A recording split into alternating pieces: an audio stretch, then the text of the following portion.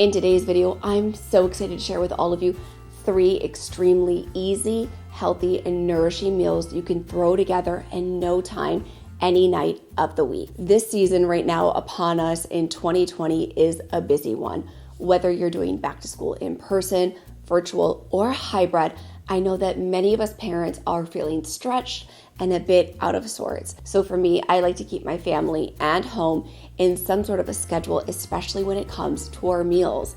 If you're new here, hi, my name is Jessica, and I'm a holistic nutritionist and an everyday mom. And here on my channel, we focus on all things mom life.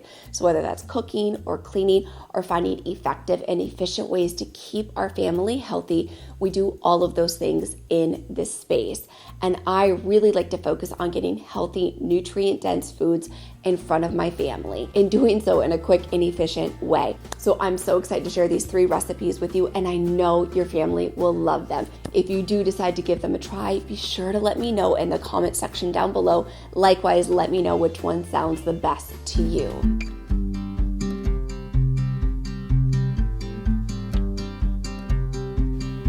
Our first recipe is a yam and chickpea stew that embodies so many rich, bold, and nourishing flavors of fall.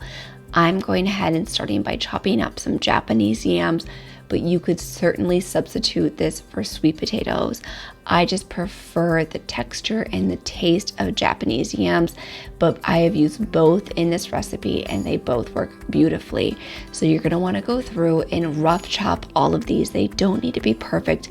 However, they do need to be about roughly the same size. Likewise, we will do the same thing when we get to our eggplant. But we're gonna go ahead and chop up these yams first, put them in a pot and gently steam them just because they do take a bit longer to cook than the rest of the ingredients.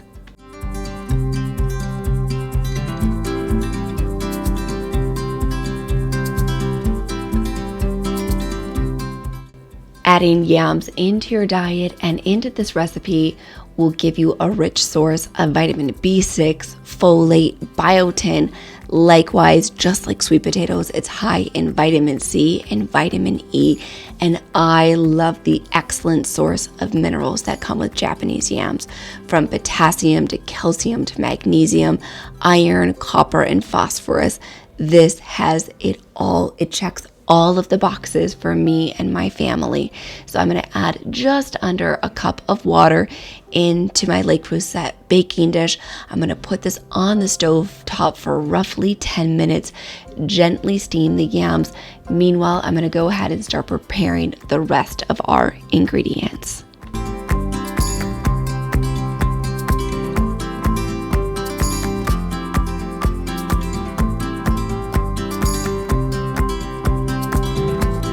For me, when it comes to fresh herbs, spices, garlic, and onion, there is never enough. So I like to add in roughly 4 to 6 cloves of garlic into this dish, which I'm roughly chopping. Then we're gonna brown this in the pan with our turmeric and cumin till it's bubbling and smelling delicious and fragrant.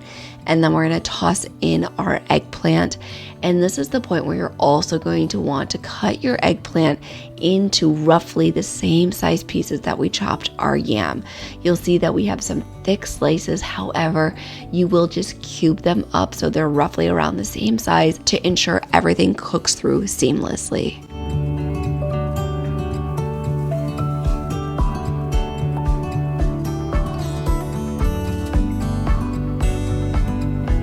For those of you who are a subscriber of my channel or familiar with my work, you know I'm a holistic nutritionist and a nutritional practitioner.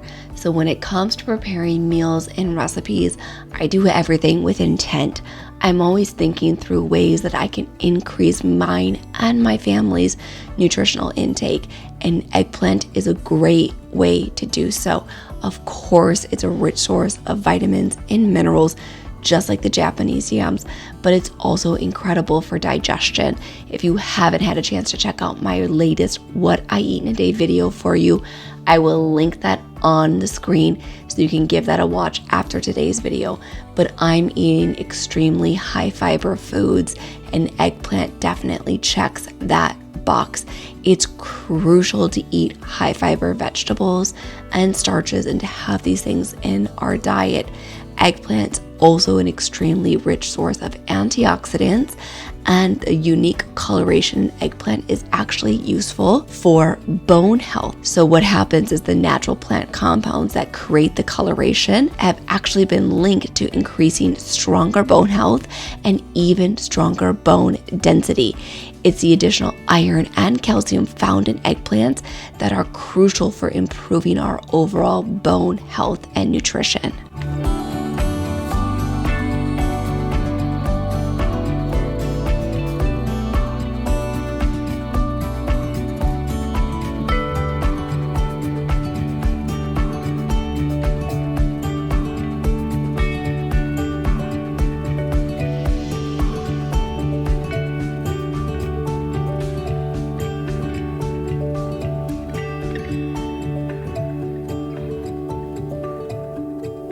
By this time, your kitchen should be extra fragrant with all of the delicious garlic and spices.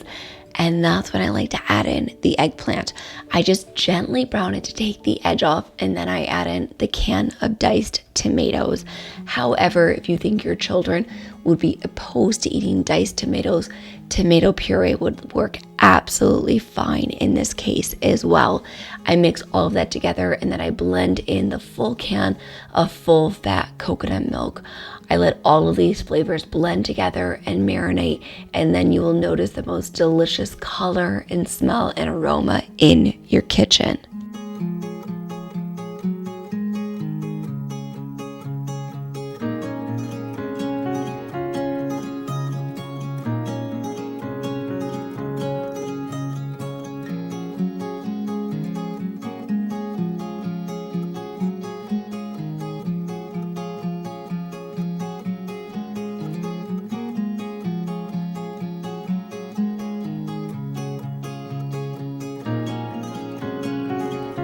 Then you'll want to gently fold in your Japanese yams, get everything really well combined, and then I put a lid over the stew.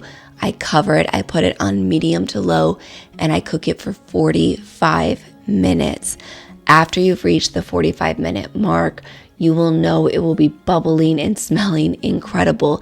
At that point, you will go ahead and stir in your chickpeas and your spinach. The spinach is optional, however, it's extra delicious. I add the chickpeas in at about 10 minutes before, and the spinach between 5 and 6 minutes before, just to kind of let that gently wilt. And then I love to serve this dish over quinoa or brown rice. Both are amazing and delicious. My family loves this recipe. This makes a huge batch, especially if you're serving it alongside of brown rice or quinoa. So you could always feel free to freeze half and put it in the freezer for one of those busy weeknights that you need to just pull something out to grab and go. One of the most important things to do is add fresh cilantro at the end. It really just brings this entire recipe together. If you give this one a try, please be sure to let me know in the comment section down below.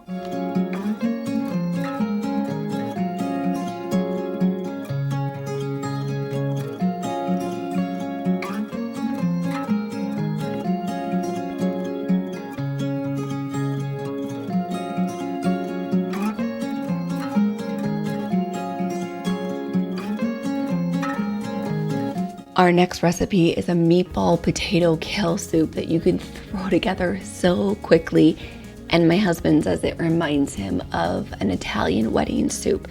It is so delicious, and both of my children absolutely love it. And if you have really little ones, the great thing with soups like this is that you can deconstruct them to serve them to them at the end. So something that I do sometimes with Sawyer, if I know that the broth will be too much for her, or if she's not in the mood to actually drink and eat a soup, I will just pull out the vegetables and the meatballs and serve it to her that way on a plate. However, my son is 5 and he ate 3.5 bowls of this soup, and whenever I make it, he's constantly asking for more.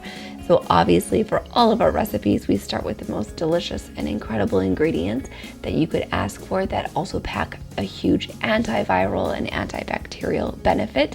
And that is garlic, onion, and then we have pepper, which is also a rich source of vitamin C.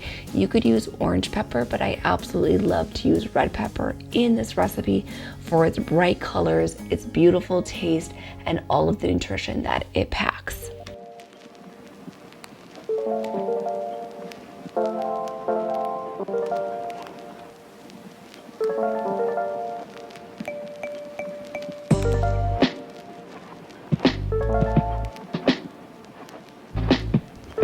My goal with quick, easy weeknight meals is always to just get healthy, nutrient-dense foods on our plates and into my family. As you can see, Sawyer likes to help me out in the kitchen a lot, and so I've really had to lower my standards, especially during quarantine since March, and realizing that things don't have to be perfect. They just have to be made with love, with thought, and they have to have nutrition, and I have to feel comfortable and confident with what I'm feeding my family. So I've gone ahead and chopped up the red pepper and celery as quickly as I can before Sawyer wants to be picked back up and held, which I cannot do chopping and holding. I haven't mastered that one, and to be honest with you, I'm not open to trying. I'm gonna chop up the onion. I'm gonna get all of this into the pan, which I will saute for 1 to 2 minutes, just until the onion is translucent. And then I will be adding in our fresh herbs. We have rosemary and thyme going into this soup, and this is definitely something you don't want to skimp out on. You want to include these fresh herbs because it really takes the soup to a whole nother level.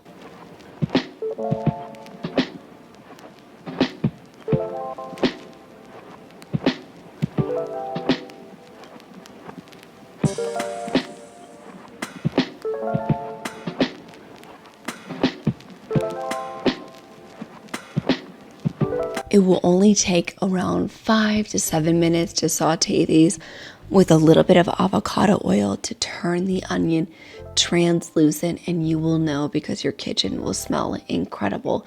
And at that point, you will know it's time to add in the fresh herbs. And again, you'll just add these herbs for another 1 to 2 minutes because you don't want to exactly cook them. You're just trying to take the edge off and get the fragrance mixed in with these delicious vegetables. And then once those herbs have had a chance to saute with the rest of the vegetables for 1 to 2 minutes, you will take that time to chop your potatoes and add those in.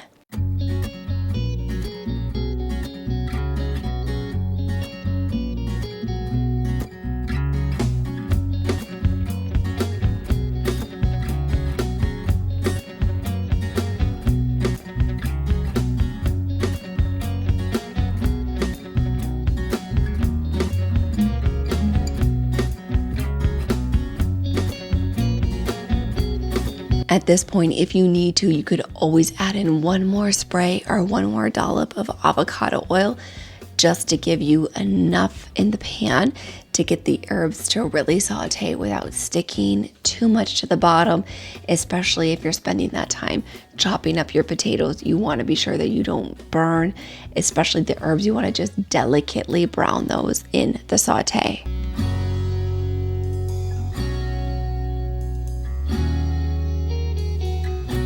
Often I think people overlook herbs and spices because they don't think of them as a nutrient-dense vegetable. However, for example, rosemary is an extremely rich source of antioxidants and anti-inflammatory compounds that boost our overall immune system.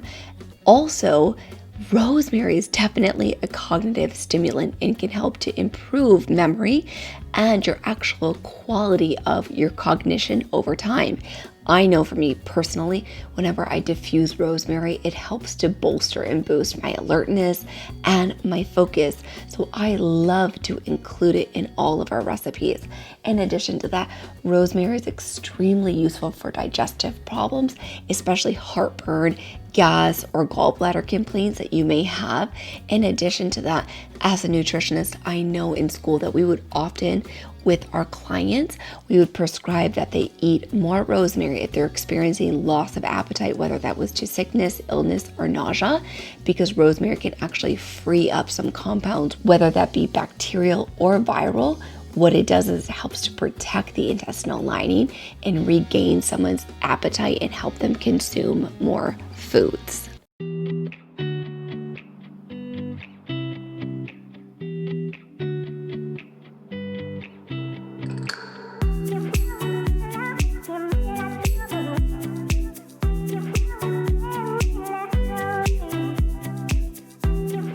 So in true busy back to school, busy parent fashion, you'll see that I pull out meatballs straight from the freezer to throw into this recipe. This truly was a busy weeknight meal. However, if you're thinking ahead of time, if you're meal planning, if you know that you're going to be cooking this recipe, you could most definitely pull out the meatballs earlier in the day, let them thaw, and add them into your recipe. I've even previously taken them out, browned them on the pan with a little bit of avocado oil before I add them into the soup. However, I wanted to show you guys that it doesn't take a lot. It's not something that you need to spend all day doing. I'm going to throw in the kale, then I'm going to throw in the frozen meatballs, put a lid on it. I'm going to bring it to a boil, turn it down, let it cook for another 20 minutes, and it's going to be absolutely delicious. As I mentioned, my son, who's 5 years old, ate 3.5 bowls. My husband ate 5 bowls over 2 days, and my family was begging for more. We love this recipe. I had the ingredients in the fridge. It was a busy day. I threw it together, and as a forethought, I knew that we had the meatballs, so I pulled them out and put them into the pot. This is the thing about cozy fall cooking, is that if you bring a flavorful recipe together, it does not have to be perfect. It just has to be something that blends together in the flavor profile and something you know your family will enjoy.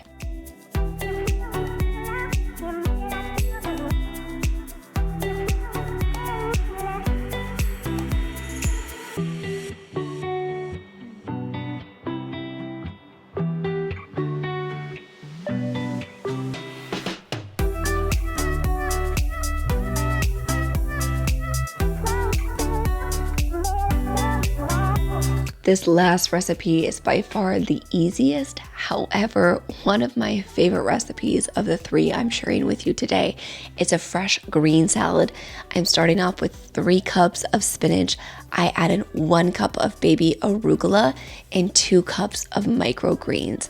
I love a fresh, flavorful mixed green salad. I know you can buy these sort of things pre-mixed at the grocery store, which I often do. However, some days I crave it mixed together, some days I crave them separately, so I do often like to make them on my own. You do not have to chop up your spinach and arugula. However, I'm serving this salad to my 2 and my 5-year-old, and I find that they do consume more greens and more salad when it's finely chopped. Once I have my greens put together, I'm just breaking apart my green beans. I'm going to wash them before we give them a quick steam and saute. Yes, you heard that right. We're gently, quickly steaming the green beans just to take their edge off before we saute them with a bit of fresh shallot and garlic. This recipe is so fresh and so flavorful. Then we throw everything together with nothing easier than an organic rotisserie chicken. I love to have rotisserie chicken in the house about every couple weeks.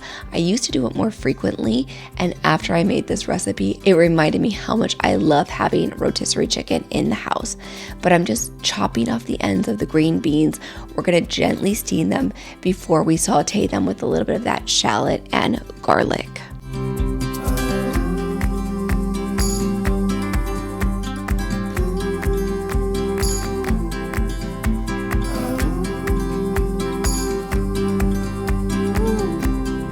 When I was making this recipe, my husband came upstairs and said, "What is that delicious smell?" And honestly, I can't take too much credit for it. Anytime you put shallot and garlic in a pan with a little bit of oil in a vegetable, it gives off the most incredible aroma.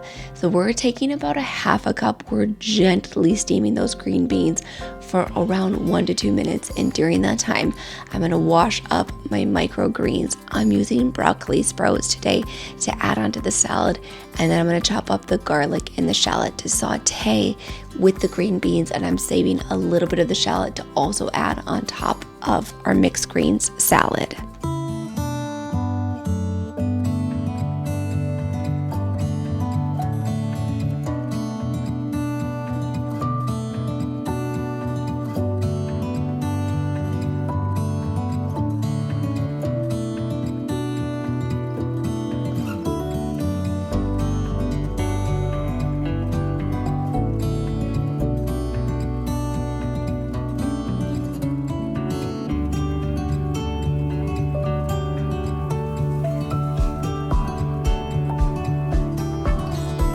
After around 2 minutes, your green beans will be bright and colorful and beautiful. At that point, you will throw in a little bit of olive oil or avocado oil, your shallot and your garlic, and you will brown these on the pan for another 4 to 5 minutes until they kind of crisp up and you get all of those delicious flavors and aromas from the shallot and the garlic in the pan.